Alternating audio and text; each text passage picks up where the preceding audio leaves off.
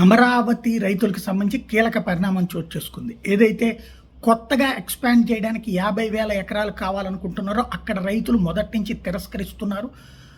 పరిహారాలు కావాల్సిందే, అది కూడా మార్కెట్ రేట్ ప్రకారం. అలా కాకుండా అసలు మా పొలాలు మాకు వదిలేయండి అని అడుగుతున్నారు.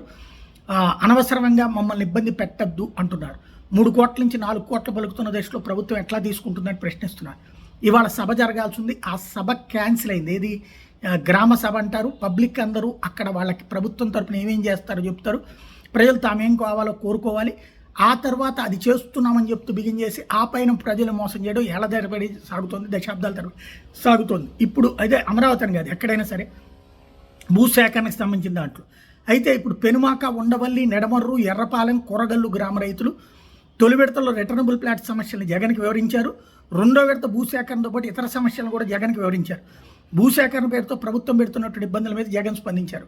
నేను మొదటి నుంచి చెప్తున్నాను, భూములు రైతులు ఇస్తే తీసుకోండి, కానీ ఇబ్బంది పెట్టి తీసుకోవద్దు. అట్లాగే మావిగన్ అన్న ప్రతిపాదన అందుకే తీసుకొచ్చింది. 1 ఎకరాకి 2 లక్షల రూపాయలు ఏది ఇన్ఫ్రాస్ట్రక్చర్కి ఖర్చు అయితే ఎట్లా అన్నది జగన్ మరొక వైపున ప్రస్తావించారు.